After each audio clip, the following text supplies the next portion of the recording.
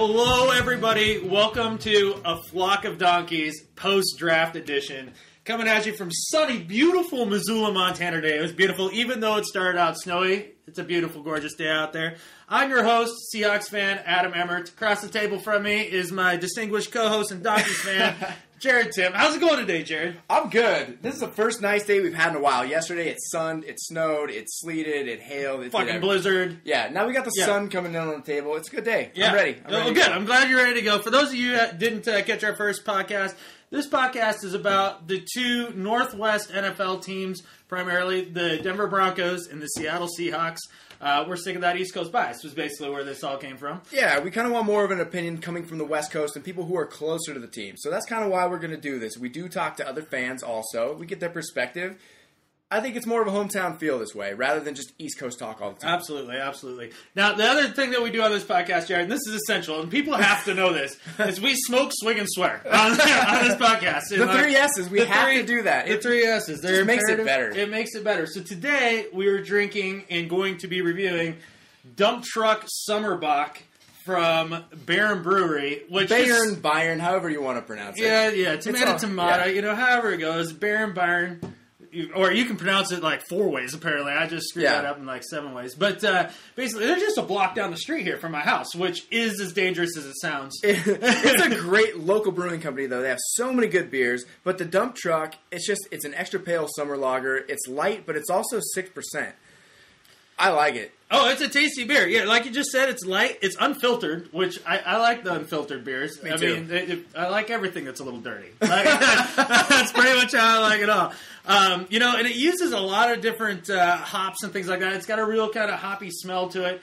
I like it. I think it's a real crisp, bright beer. It is a summer beer. It might be a hair darker as a summer beer than I might like. Yeah, it's perfect for right now, though. 1st of May. Yeah. May 1st, I guess. Yeah. So mid-spring, but I like it. Try it. Bayern Dump Truck Summer Bock Lager. You can't drink it with a frown, people. No. Okay.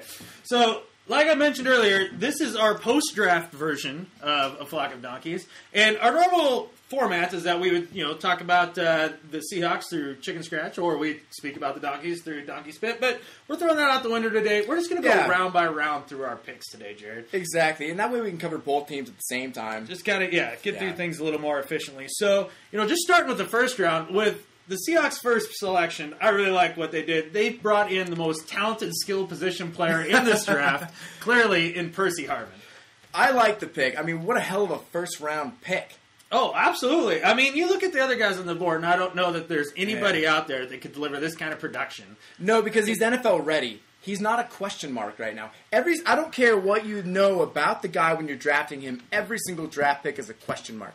Percy Harvin is more like an exclamation point. He is. Yeah, he absolutely. Congrats. He's a great player. We're real excited about him. So a first this year, a third this year, and a seventh next year is what. Or a first and a seventh this year, and a third next year is what we paid for him.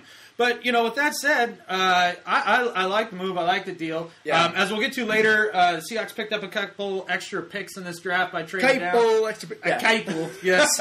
And I think that, that more than makes up for the extra picks that we paid for Percy. And so basically, we get this kind of talent. First-year player. Not a first-year player. He's going to come. He's going to come in and make an impact right away. And that's exactly what you want out of your first-round pick. And on average, what do you think management usually expects out of a first-round pick? You want what? Oh, in my estimation, it'd be like 3 to 5 years, 3 to 5 good years. That's what you want out of your first-round pick. As a quality starter. Yeah, as a quality starter. That's what you're hoping to get out of that guy. What do you think you got out of Percy? Well, I think we easily got 4 years. He's only 24 years old right now. Yeah. I mean, he will be 25 when the season starts, so... but he'll be a young 25. Yeah. So doesn't that mean that he was already pretty much... I mean, without having seen him play and see how healthy he's going to be this year, don't you think that's already worth the first-round pick you gave away? Oh, absolutely, because we picked up the first-round pick in exchange, so that's, just that's there. But, good stuff. Or we didn't pick one back up. Gosh, I should stop drinking the dump truck because this stuff is for real. No, but, we gave up the first-round pick, and that's fine. And that was... In a seventh, Yeah, and that's the equivalent of our first-round pick. So, I like the deal. I think, really the only downside is that you're paying him like that second contract. Yeah, you're not getting that new rookie contract out of your first round pick, which that could be nice, but that's a good point. I want to win now. Yeah. Everybody does. So, yeah, I'm looking good on that. So, where did Broncos end up going here? The Broncos went with the 28th pick. We got a steal. It's Sylvester Williams, a defensive tackle. He's a run stopper, another run stopper. So on top of getting Terrence Knighton and keeping Vickerson Mount Knighton, he's a big guy. He's 6'3", 313 pounds, and this is after he lost 30 pounds before his senior season in Carolina. So, holy buckets! Yeah, he's a big drink of water. And I'm excited about this because one thing that it does is it adds depth, and what depth does is it adds value. If we have some of these guys that are playing great, and we have so much depth, you can always trade them away. Even if you keep them. Pick up a couple extra picks. Yeah, if you keep them, come week 17, you're going to have a starting caliber guy at defensive tackle. And that's what we've been missing. Oh, and think about how much fresher each player is on that line when it comes to that end of the year, that fourth quarter of the year, Exactly. If you're having to play, 5 less snaps a game because you have an extra guy that you can plug in there as a quality player. Yeah. Because you're drafting depth on your D-line. Those guys, those big moolies, are going to be fresher. Mm-hmm. And when you have fresher big moolies, those are the big moolies you want to have. Dudes get tired in the trenches when you're carrying around 300 pounds. Absolutely. And I noticed that another thing Jack Del Rio really, really likes to do, and this was just from watching him as our defensive coordinator for one season, he likes to rotate defensive line around all the time. That's why we got a guy like Derek Wolfe who can go from tackle to end. Because these guys, think of an offensive guard, an offensive tackle. You don't have to prepare for one guy. You have to prepare for 3 or 4.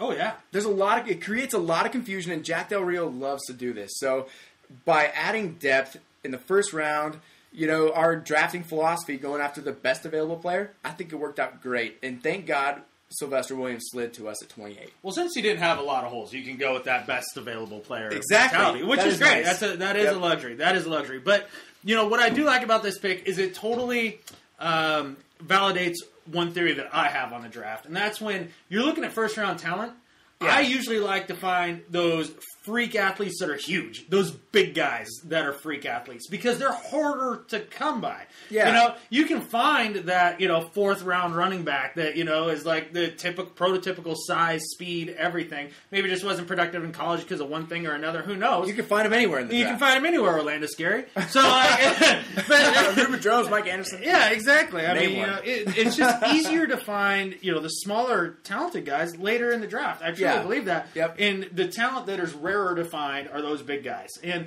I think when you draft, an athletic guy like this who, honestly, when I heard Kuiper and Gruden talking about him when the Broncos made their selection, I heard all the other D tackles that were coming off the board and what they said about him. Well, they would have problems, and they can't run. He doesn't do this very well. They can't rush the passer. Not excited about any of them. Yeah. And then this pick pops up, and it's almost like they forgot about Sylvester. Like, they're like, oh, no, he's really good. They got a steal here. And, we had 3 guys on our list at the time when they got to pick 25, 26. And he was at the top of our list because we didn't actually think he was going to slide to us. And so the other 2 guys went, I can't remember who they are, but it's not important. You can probably look it up. Sylvester Williams was still on the table.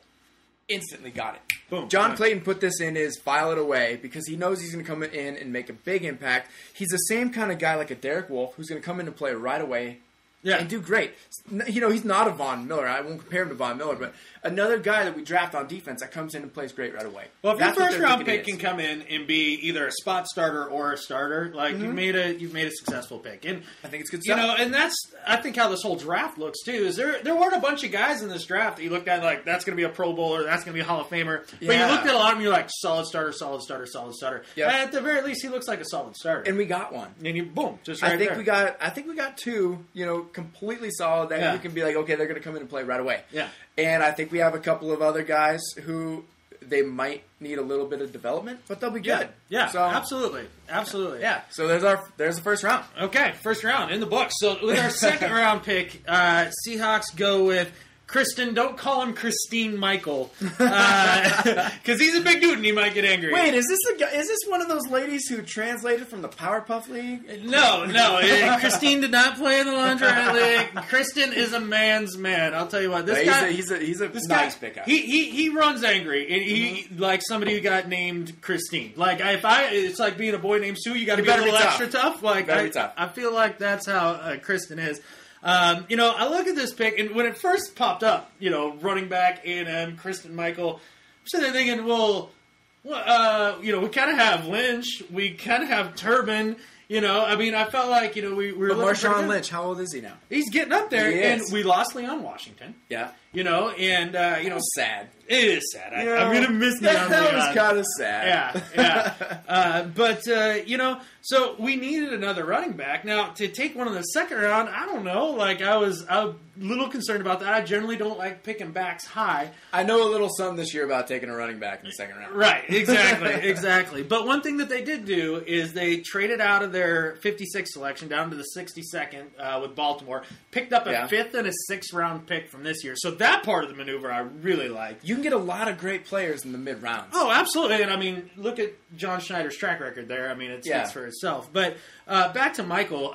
Guy's fast. He runs 4.4 340. He's 220 pounds. 220 pounds. Now, when he runs, he's not shifty. It's one cut and go, no doubt about it. And in the open field, like, he's not going to wiggle around a dude. Like, it's either over him or just by him with blazing speed. He runs a lot like Marshawn, but I think he has an extra gear that Marshawn doesn't. You guys have a kind of a one-cut offensive running scheme design, really. Totally. And so I think he fits really And well honestly, when I looked at his highlights and everything, I watched him run, you know who he reminded me of as he ran out there? Not in all the things that this other fella could do. His style. But just his running style was TD, Terrell Davis. Terrell wasn't juking people out of their shoes or anything like that, but is that one cut go full speed. See you later in kind of surprising speed. Mm-hmm. And now I don't think Kristen Michael has the hands that TD did or is the blocker TD was. He was a complete package. The guy was. But you don't know until he plays the game. True, it's a good pick. But it's a fair pick. I'm not the most excited about this pick. So I don't think this guy's going to play a ton for us for another 2 or 3 years, unless you're just counting special teams, which they said he's going to play a lot of. He supposedly was a head case back at Texas A&M. He didn't play much his senior year because there was a coaching change.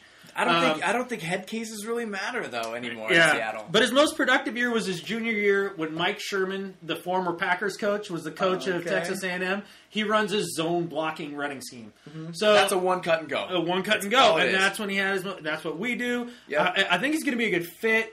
But honestly, I think Turbin's a more polished, just a player that has more upside to him. He has better hands. I think ultimately he's faster. I think he's every bit as powerful.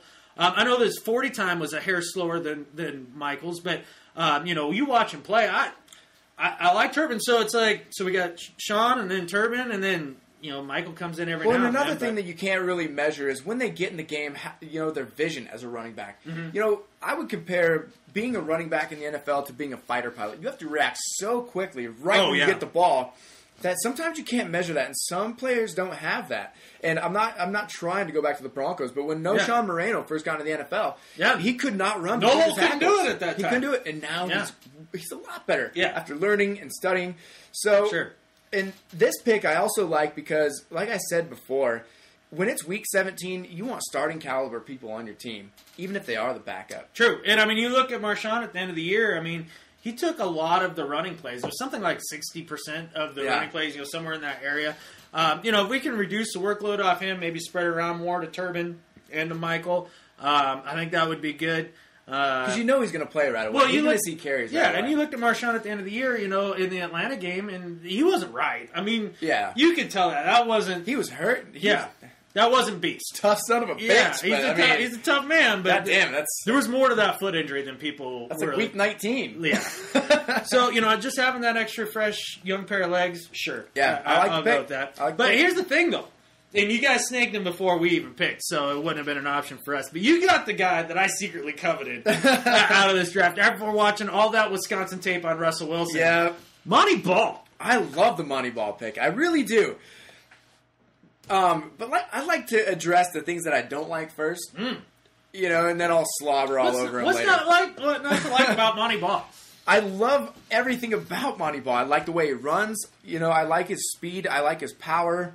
He really is a complete back. Totally complete. The one problem is, it's like buying a set of tires with 20,000 miles on it already.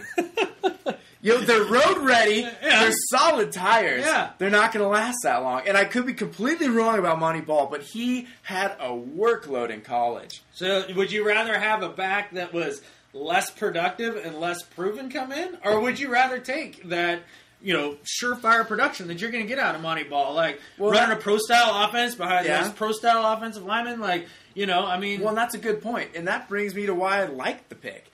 Is because he is ready to go, and we're in a win-now mode. God, are you in chick mode? I like him for this reason, and I hate him for the exact same one. You gotta weigh the pros and the cons. Even if it's the same point? He does. Yes, okay. Because there are pros and cons to certain aspects. Right. So the fact that he has carried a workload, his body's NFL ready, he's ready to go, even if you're only going to get a few short seasons out of him, and I could be wrong about that, you're going to get good ones out of him. He's ready to go. And we are in win-now mode with Peyton Manning as our quarterback. So I like it because I think he's seasoned enough to where he's going to come in and make an impact right away. Great hands. I mean, he's a smart player. Yeah. I think he's an excellent fit in that offense. I mean, absolutely. That's the exact type of back I would think of to be, like, I mean, he's Edger and James-like. He is. I mean, just in skill set, like overall skill set, you know. Maybe not particularly running style, but like overall skill set. Yeah. And we needed a big back. We talked before the draft how we had to bring in another big back. Yeah. Willis McGahee, he's getting older. Yeah. You know, he had a couple of fumbles last year. He didn't play great. He got hurt. Yeah. And we just needed a bigger back because we got Ronnie Hillman, the change of pace guy. Mm-hmm. We needed somebody to complement him. So I like the pick. I really do. But he had 356 carries last year. That's toting the rock. And a lot over his career. But you know he's only going to get like 50 this year. You know what I mean? Like, it's not going to be a huge problem, I don't think. I mean, and that's kind of another thing I like about getting him in the second round and not the first. Mm-hmm. Because I don't think we drafted him for a long-term kind of guy. We just knew he was ready. He was on the table. Let's get him. Yeah. You know, another aspect to our offense that we needed to pick up. Yeah. That was a big running back because Willis McGahee, who knows? You know, he is up there. I love Willis McGahee. You know I like Willis McGahee. Oh, yeah. But he is getting older and he's taking a pounding, so let's get somebody else in there to take it for him. Sure. I mean, you know, again, it's that depth at running back. And we got Noshawn Moreno coming back. We had a great year last year. I love the way he played last year. Because look at your guys' backfield at the end of the year last year. I mean, you guys were dinged up. Yeah. You know? I mean, it hurt. Yeah. It did. Yeah. So having that extra guy. We had no pass blockers last year. No. Yeah, and the turnstile that is named Ronnie Hillman was tough back there. And Lance Ball got blew up, too. I like Lance Ball, I love Lance Ball. But it's just not working for him. He needs to work on that pass protection thing just a little bit. So that's the second round. Awesome. Well, moving on to the third round. This is my favorite selection that the Seattle Seahawks made in this draft. Jordan Hill, defensive tackle out of Penn State. Now, he's 6'1", 303, so he's not gigantic, but he's a pretty good-sized guy. A lot of people say he's a little undersized. Didn't run the greatest 40. Like, you look at that, you're 5'02" in the 40.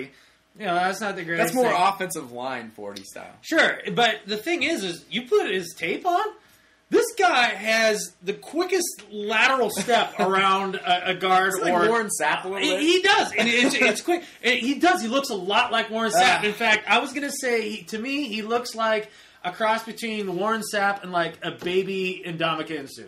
Like he just, all right. Yeah, I mean, he just has that kind of movement to him, and he's an athlete. Like you can tell, he's a tremendous athlete as the defensive tackle. Carries that weight on that 6'1" frame well. Exactly, and he's lightning quick in those short distances. He really got after the quarterback. Now, so did you bring him in as a pass rushing defensive tackle? Yes, absolutely. And Pete Carroll's already come out and said that he's going to compete, obviously, but sees him as a 3 technique that plays third downs, in that nickel package. So basically, we'd have Jordan Hill, and then we'd have Michael Bennett out there as our D tackles from the interior pass rush on our nickel package. And he's kind of the like we we drafted Derek Wolfe last year for a pass rushing defensive tackle too. So exactly. And I think that is gonna. I mean, I don't know that Jordan Hill's gonna come up with a bunch of sacks this year, like in numbers. But like we discussed in the last podcast, you expect a lot from your pass rushers immediately. No, actually, I was going the other way with this. I was going the other way with this. Okay. I even if he doesn't come up with big numbers, I think he's going to have a big impact because, like we discussed last time, we just had no interior pressure, up the pocket. No, the line of scrimmage stayed the same, and every quarterback would just step up as Clem and Irvin came around the ends and tried to collapse the pocket. Well, Jordan Hill, if he's getting around these guys like he did in college, he's going to be in that guy's grill. He's going to be drifting back, and you drift back into one of those guys. Good night. That is a really good point. Your defensive tackle pass rush has a lot to do with those outside rushers getting to the quarterback. Absolutely. If they push them back far enough, they're just right in the way of those. They'll probably meet at the quarterback more often than they won't if you can get some pressure up the middle. Absolutely. And you talked about when Sylvester Williams fell to you guys in that first round. You guys were kind of like, really? He's still there? Like a kid in a candy store. Listening to John Schneider talk about this pick, I felt like that's how he felt about this pick. Was like, really? He's still here? And you guys draft well, and you're confident about your picks. That's nice. Exactly. And I like where they took him in the third round as far as value goes. But John Schneider talks a lot about ledges in the draft, like ledges and talent. Like there's X amount of D tackles come off the board, and then there's a big drop in talent to the next group. Yeah. And he really felt like Jordan Hill was towards the end of that first ledge. Okay. So, we got him in the third round, in that first ledge of talent, and then he kind of felt like everybody else below that was a, significant notch down. But what do you see his cons as? He's not great against the run. I mean, because he's not the biggest guy, but for our scheme and our fit and how we're going to rotate him in, I think he's absolutely perfect. I mean, I really do. I like the way the guy plays. He plays low. He plays fast. I mean, like I said, just one of the quickest first steps I've ever seen, and it jumped out. That's off the really string. important in a pass rushing defensive tackle. Absolutely. It's actually the most important thing. Absolutely, maybe. So I don't know. Yeah, I'm playing the NFL. Strength. Seems like it'd be pretty ideal to have a good first step as a defensive tackle. I would think so. Warren Sapp would agree. Yeah. So yeah, that kind of is everything I had to say about Jordan Hill. But out of Penn State, hoorah! I like that. That's a good pick. Penn State. Yeah, I know. Okay. Yeah, he's in. Yeah, no, he never was molested. If you were wondering. All right. So we each got a third round pick. Yeah. All right. Ours was Kayvon Webster. He's Kayvon Webster. Yeah. Where do you guys get these guys' names? Daquan, Kayvon, Quantaris, Tavares, Winston. I don't know. It's pretty unique though. Yeah. But we got him 90th in the third round. Mm-hmm. He runs a sub 4.40, so he's in the 4.3s. He's fast. He's 5'10", so he's got enough length to be able to cover a big number one wide receiver. Yeah. He's got good speed. He's 195 pounds. What they were most impressed with, actually, was how he stuck his nose in the run game. I love great tackling corners. I've been spoiled with Champ Bailey for years now. True. And one of the biggest things I love about a corner is being able to be a run stopper. Oh, yeah. You got to be a run stopper as a corner, and that's one thing that we really liked about him. We do have a smaller guy in Tony Carter, not too much of a run stopper, but none of these guys are afraid. But being 5'10", near 200 pounds, which he probably will be by the start of the season, that's a good size his ability guy to stop it. Yeah. So, and I like it. It adds more depth to our secondary, which you can never get enough of, especially in a passing league. Sure. So, I like the pick. I don't really have much more to say about it than he's going to compete with Anquan Bolden, Tony Carter, all these guys who are kind of, But quarterback, Champ Bailey and Chris Harris at this point. Sure. At quarterback, though, I mean, you're looking at that. It's not exactly an area of need. This is definitely another one of those best player available kind of guys. Exactly. Exactly. And it came to a position where we are aging a little bit with Champ Bailey. Yeah. And that's why we did it. But we also got Dominique Rodgers-Cromartie, so, we got a lot of options there. Another reason I like this is because I love having starting caliber players at week 17. That's it. Yeah. I mean, you got to have a guy that's better than league replacement. That's your goal. I mean, because you don't want to sign a guy from Verizon Wireless who played 2 years ago, No, that never works out well. They're always walking around asking if they can hear you now. Can't have that. Can't have that. Let's go to yours. All right, cool. Well, going on to the fourth round. No, did you do your third yet? Yeah. Chris Harper? Jordan Hill, dude. You quit jumping on my list. Oh, I'm all over your list. Yeah, see? It's Get different. your dirty bits off there. It's different upside down. Yeah, everything. That's what she said. So, 4th round, Chris Harper, Kansas State, wide receiver. 6 foot tall, 229 pounds, so he's kind of, a brick shit house. But still is he quick on his feet? Still runs a 4.45, or, 4.40. God, Dump Trunk has a high alcohol content, so just bear with me, folks. And go on. But, kind of more of a possession receiver. I mean, he still has decent speed.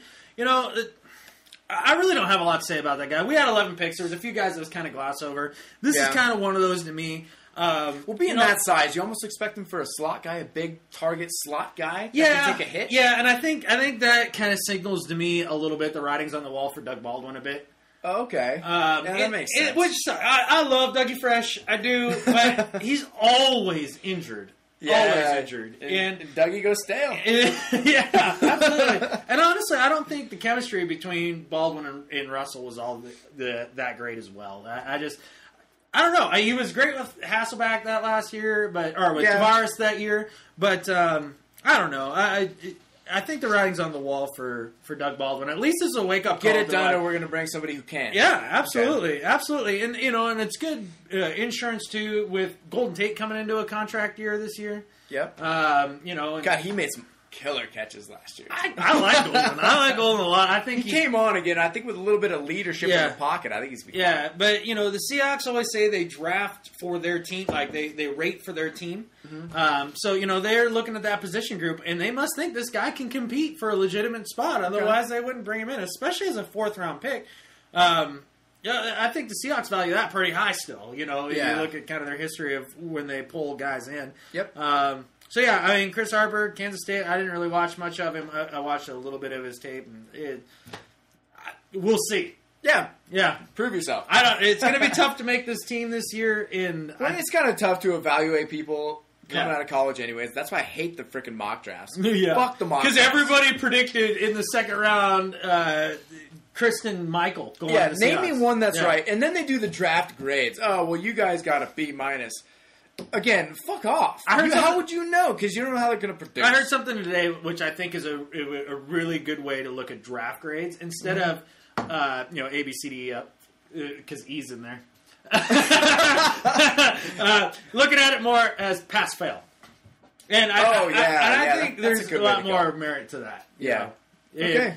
For example, the Chargers failed when they traded up to draft the slowest Monty Taylor. I am so glad that he went to the San Diego. Thank God I get to play his slow ass. His fake girlfriend's going to love the sun, though. Like, she's going to get a real nice tan. I think, did you even talk about your 4th round pick yet? We didn't know, because we got Oh, you didn't? Okay, there you go. You guys didn't have one. That's good. That's how prepared I was about the Broncos draft there. But at that point, I think it's time for us to take a break. Yeah. We're going to drink a little more Dump Truck so we're even more incoherent. So if you're not drinking as well, this is going to make a lot less sense here after the break. No, we'll be good. We're going to go over the rest of our draft picks. Just talk about them a little bit. Kind of go over the state of our teams. Absolutely, man. All right, we'll see you guys in just a sec. All right, everybody, we're back here. Going to start out with not the rest of our picks from the draft here. Gerrad actually had kind of like a Broncos confessional, so to speak, that he wanted to come out with. Like, I don't know if he feels a little dirty, if something's wrong. Like, I don't know yet. He wouldn't tell me prior to I feel dirty. I feel wrong. I feel... Like on the inside. Yeah, I don't know. I feel betrayed. So, really? By a Broncos player. And I'm going to get over this as soon as he makes his first catch. So, as we all know, Eric Decker is dating Jessie James. She's a country singer. Yeah. Lives down in Denver. Good work. They're probably the best-looking couple in the entire world. I get that. They're doing a pinch. Yeah. They're going to be doing a reality show. Decker? Yeah. Decker's doing a reality show. Adam knows how much I fucking hate reality television. And now, what's the title? Do they? I don't know what the title is. Okay. I don't know what the title is. Okay. But, So John Elway had a great comment about it. He said, "What's Elway's defense?" They asked John about it. They go, "How do you feel about it? Do you think this is going to distract him?" He goes, I don't think it will. And I've been in a marriage before. I understand it takes. He goes, I understand it takes compromise, and I tip my hat to Eric because he agreed to do this. However, so this was said it with a smirk. So this wasn't Eric's idea, is what John's getting at. That's what John said. Yeah. But I disagree with John. Oh, you disagree with John? Eric Decker's... Hold on, hell has just frozen over. Well, I don't completely disagree. He could be right, but let me turn another aspect on this. Okay, all right. I do... they are a good-looking couple, and I'm a straight guy, but Eric Decker's a good-looking dude. Oh, yeah, no, there's no problem in that case. He wants to be seen just as much as she does. Yeah, Come probably. on. They're a good-looking couple. They want to be on television, so I don't think it was one of these things that he fought too hard. Eric Decker proved me wrong. Hold me back. Like, the cameras are going to be on this face all the time. You bet. Oh, yeah. So, there it is. Oh, I hope they have a Black and Decker segment. Like, I hope Demarius comes over just, like, for barbecues or something. And the thing I hate most about this is that I'm going to have to watch it. I'm going to have to? I'm going to have to tune in. I gotta see what Eric You have to doing. pretend this doesn't exist. You can't watch it. Well, I'm not gonna... I just told a bunch of people I'm gonna watch it. Yeah, you did. I mean, you admitted it in public. Okay, I'm gonna watch it. Oh, God.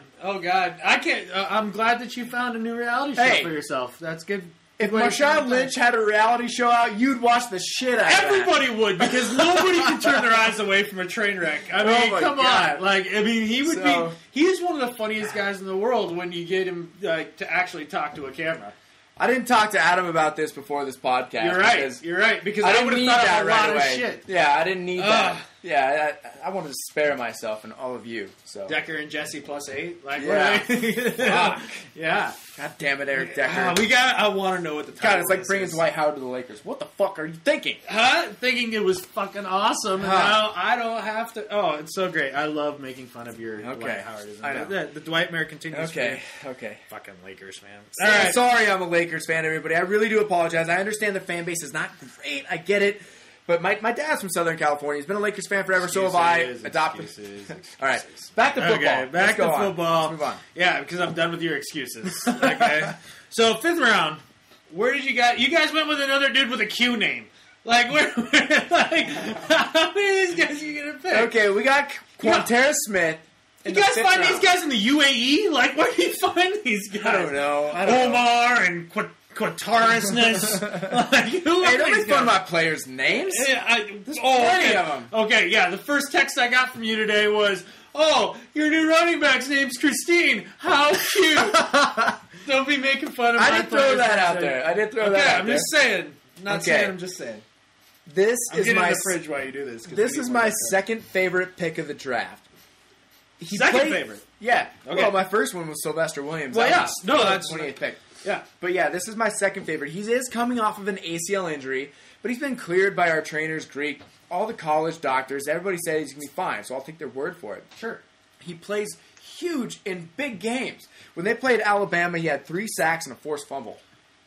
What? Yeah. Okay. He was that's against some okay competition. Exactly. Yeah. And so the fact that we got him this late, nobody else would want to take a chance on him. Guys are coming back really well from ACL injuries nowadays. They really are. And he's an incredible pass rusher. This is one of those things, and I've heard a lot, I've read about a lot of other guys saying the same exact thing. And so this isn't breaking news, but I think this was the steal of the draft at this point. No, the steal. The steal. Like Russell Wilson's steal. Russell Wilson's steal. Like straight pivot. No, because Russell Wilson's a franchise quarterback. You guys are good with him for a long, long time. Yeah. But he was just the steal of that draft. That's all I was He was the steal. Yeah. He may not be the steal. Time will tell. Sure. But as far as our draft goes and the draft of the AFC West, I think Quintera Smith is probably the best drafted. So that was Manti Te'o not the steal of the draft. Still glad they picked him. Okay. I don't think he's going to come in and make an impact like Sylvester Williams because he's still going to have to heal from that ACL injury. Sure. But this is, this is my favorite pick almost except for Sylvester Williams. Yeah, my favorite pick almost. I love my baby second almost. favorite pick. Yeah, I know. I can see how that goes. I like it. With our first 5th round pick, we chose cornerback Thorold Simon. Thorold. That's it. Where are you getting all these T names? I don't know, man. I don't know. We should name him Harold? No, man, that's lame. Just toss a T on the front of that. It's Harold. I don't know. Harold Simon, LSU, corner. I figured I better enunciate. Corner. Yeah, 22 years old, 6'2", 202. So, you guys like those talk shows. Those gigantic pterodactyls. And so we got him. He's supposedly relatively fast, runs 4.47. But I throw on his tape and I start looking at some of the things that, he can do and what noticeably he can't do. You just give him a little stutter step, like a little hitch and go. You get his feet turned on, gone. It's over. Well, he's 6'2", not incredibly fast, so he's probably not super quick. No. But a guy, he's probably another guy who just needs to build the NFL body. Some of these guys, there's a lot of times you get great players in the mid-rounds. Maybe they saw something in him they could work with. Yeah. Who knows? I don't know. I don't know. It's not my favorite. But with our second fifth-round pick, we take not the starting tight end from the powerhouse Rice University. We take the backup tight end, Luke Wilson, who's so important. He spells his last name with 2 L's, like Wilson, okay? 23. So he went from acting to football. Yeah, more or less. Yeah, exactly. I hope we got the good Wilson. That's all I'm hoping for there. You and the rest of the Seahawks. I don't know. He had 9 receptions of all of last year. Really? Yeah. Apparently he led the team in receptions his second year or something like that. Was it any injuries that you know of? Or? No, not really. Okay. Nobody knows. Try to find some tape on Luke Wilson. Okay, the second string guy. Yeah. If it's not nothing in the archives. If it's not a movie, you ain't finding him. But he is 6'5", 250 pounds, ran 4.51. I don't know. I will see. Maybe he's a run blocker.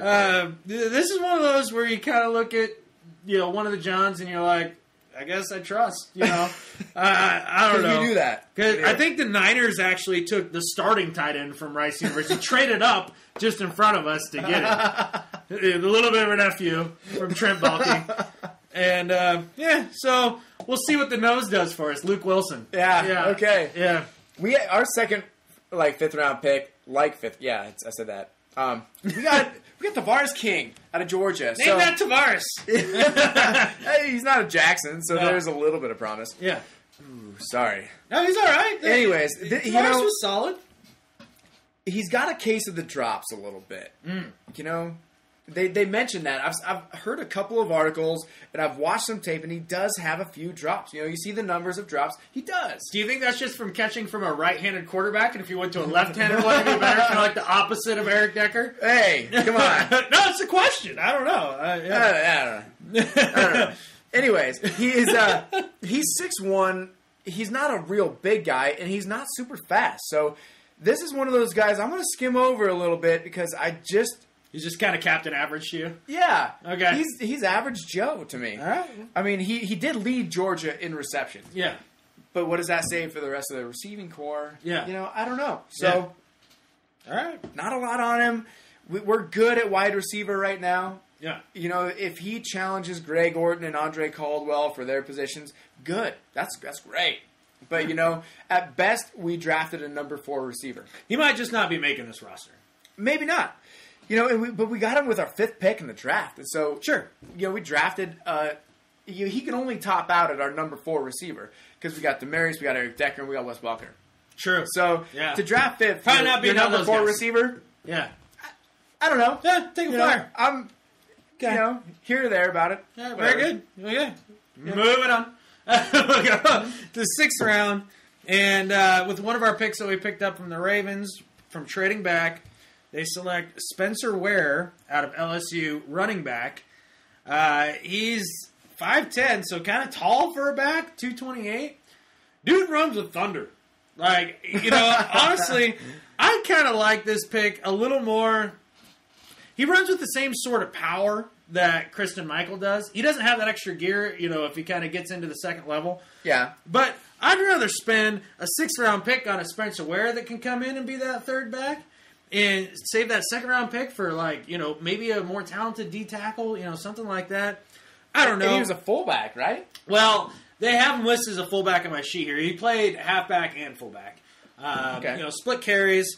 actually didn't have a very productive senior season. It had his carries kind of cut in half almost. So I don't know. Does that tell you? Did he play fullback more then? Does that tell you what kind of style of offense you're going to be running? It tells me this guy's just not making the team. I just don't think he is. I mean, I overthought that one. Well, with the pick of Christian Michael, I don't see this guy making the team. I just don't. We're not carrying 4 backs. We didn't last year. We're not going to this year. Yeah. Maybe he's a practice squad guy. I don't know. So no fullback I formations or anything like that. No, because Christian Michael played some fullback too. Okay. So I don't know. Makes sense. Whatever. Spencer Ware. Good night and good luck. Okay. Well, who'd you guys grab in the 6 here? In the 6, okay, we got Vincent Painter. Vincent. Don't make fun of this guy. He is another guy I really, really do like. He's got long arms. Okay. He ran a 4.47 40. Not bad for an offensive tackle. Okay, he's a hell of an athlete. Nice. He's a great athlete. Yeah. He's only played offense for 2 years. He started as a defensive lineman. So, yeah. You know, sometimes those guys can make I said 4.47. Holy shit. That's not right. Okay, I was wondering. That was for Devarius King. Vincent Painter actually ran a 4.95, which is still pretty good for an offensive tackle. He's a hell of an athlete. That's not as fast. That's not a blazing speed kind of guy. I mean, I'm impressed yet. I'm not blown away. Go deep. Yeah, 4.47's pretty quick. Yeah. So this is a guy that slid into the late rounds, and we just saw some raw talent there that we're going to hope to develop. That's basically it. And I like it because he's just a great athlete. He's a physical specimen. Sure. He's ready to be developed, and we'll see if he can or not. We'll see if he can make the transition. There you go. Kind of one of those picks. It's a 6th-round pick. Yeah. We'll see how it goes. There we go. All right. Moving on to the all-important 7th round, where we drafted a guy that was much like Peter, just to kind of go back to that just for a quick second. Yeah. Last year, Seahawks drafted J.R. Sweezy out of NC State, defensive lineman, turned him into a guard, and at the beginning of the year, he did struggle. No doubt about it. Improved. He was a starting guard at the end of the year. Yeah. He was a starting guard in the playoffs at the end of the year. Those defensive line guys, there's a bit of nastiness to that. And they know what to prepare for. Yeah, so, kind of getting those guys and getting them on the offensive side of the ball. Yep. I like that. I mean, a little bit of nasty goes a long way. It does. With your big bullies. And we're hoping to just have another guy that we can rotate in, again, to have full wind in the 4th quarter. Absolutely. So, moving on to the all-important 7th round. Hawks selected 4 players. You guys had the one. I'm gonna go with just 2 real quick. Ryan Seymour, outside linebacker from Vanderbilt. Or offensive lineman from Vanderbilt, sorry. And that's how much time I put into him, honestly. I don't know. We'll see. Yeah. The one, you know what? I'm just going to kind of skip over most of these, except for one. I'm just going to go over one, and it's Ty Powell out of Harding University, the Division II powerhouse. Name the town that college is in. He was playing safety, okay? And he's 6'2", 249. We're projecting him at D end, okay? Yeah. So the guy's actually, athletic. I watched. That's really interesting. Yeah. So we'll see. We'll see. He's moved around the field a little bit. He's got really good ball skills, actually, and a hell of a tackler. He could be interesting. So that's one guy. The one caveat is he's 25 years old right now. Yeah. Okay. So it's not like, he's the springest of chickens as far as draft picks At least goes. he's not 29. Yeah, but, out of that powerhouse that is Harding, I'm sure there were many scouts that scouted Ty Powell. And don't get us wrong here. We're not just skimming over these late rounds because we don't think they're going to amount to anything. Trust us, we both But I've gotten so many players with being a Broncos fan in the late rounds that, I don't undervalue these guys. But I think we draft so well that we really get the guys that we want in the first few rounds. And there are the surprises that come up. There's just not a lot available on them. You don't put too much time into it because, you got to try to put your head where your general manager's heads were and try and go over what you thought you did well. Yeah. I mean, and honestly, neither one of us are big college football guys, so it's not like we watch these guys. Yeah. But, the other thing is, I'd say where our expertise comes in more is when the season's actually started and we're looking at the pro players. And to watch the players actually play against some of this NFL caliber talent. That's when we'll know more. But just from a fan's perspective, that's why we looked at this. I like the draft overall for the Seahawks. I do. I think we got 2 guys for D tackles that are players. They're very different players. They're different from the guys that we got. And again, I'm not going to give them a grade because I hate the fucking grades. But pass. I'd say pass. Yeah. And even the undrafted free agent, I'm not going to go over those either. No. I know that Chris Harris came out. I love the undrafted free agent. We got Rod Smith that way. Oh, absolutely. And so I'm not going to overlook those guys, but it's just hard to find out what they're like because there's not as much film on them. There's just not. You can go by the numbers, but numbers suck, and we go over enough numbers. So let's not. We're done. But our 7th round, I just want to go over Zach Dysert a little bit. We got him out of Miami University, out of Ohio. See, now it sounded way more glamorous at first. Like, I imagine when he gets that phone call, he's like, hello, this is Coach so-and-so from Miami. No, of Ohio. Not the U. Not the U. I think that's exactly how that phone call went. Right? Or when he was like, yeah, can I stop by? I'm from Miami. Yeah. Really? No. You can fly on out. It's a little snowy. So I think we drafted this guy to be basically our practice squad quarterback. Gotcha. We let Caleb Haney go. We got Brock as our number 2. The new Adam Weber. He's the new Adam Weber. Yeah. I liked Adam Weber as our practice squad guy, but you know what? Let him go. Bring in a new guy. See if you can develop him. See if he has some of the tools. Sure. If not, just like an Adam Weber, you let him go if you don't see any sort of promise. Sure. For the future. So, but even in the 7th round, if you get a quarterback in the 7th round and you believe that you can develop him enough to be a solid number 2, I like the pick. So we'll see where it goes. Absolutely. Other than that, I have nothing else to say.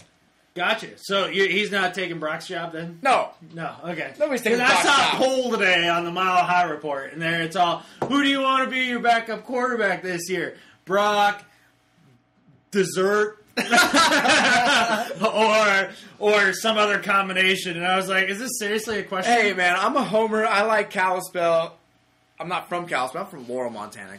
Give it up for Laurel, Montana. Yeah, but all 5 of them. He's still from Montana.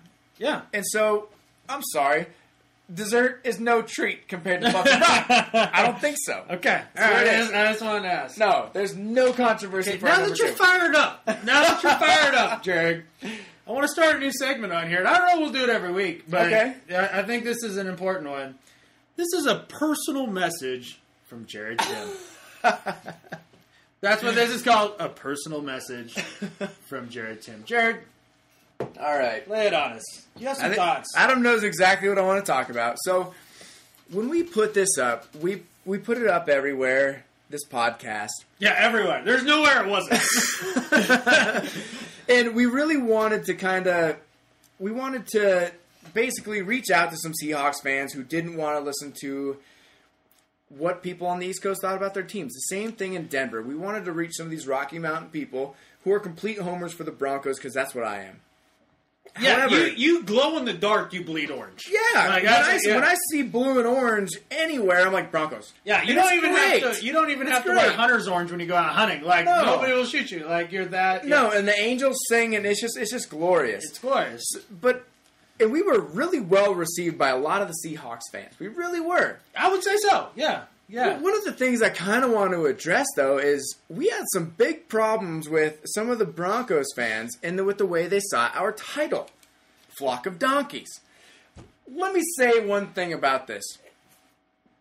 Knock it the fuck off and stop taking shit so seriously. This is football, okay? We went between two things. It was Flock of Donkeys or herd of chickens. Or a herd of chickens. And did I not also suggest, as a Seahawks fan, a herd of chickens first in a group in a room full of about 5 or 6 people? He did, and nobody really had a reaction. And then, so then I threw out a flock of donkeys, and it was hilarious, and people laughed. Yeah, even the Broncos fans in the room. Exactly. So it was between a herd of chickens and a flock of donkeys, and quite frankly, Flock of Donkeys is way funnier, so we went with it. Don't take it too seriously.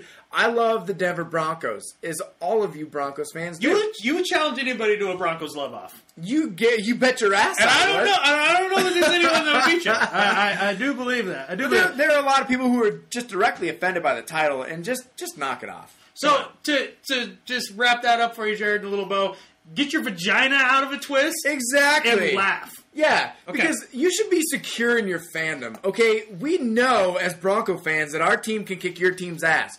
Own it. Don't be scared off by a little title and be all pissed off. Be like, well, yeah, you can call us donkeys if you want to. We're still better than you. There it is. Okay. All right, Gerrad. That's it. Let your donkey balls hang low. Let them swing to and fro. But with that said, I think there's only one last thing to say here, Gerrad. I agree. In John's we trust.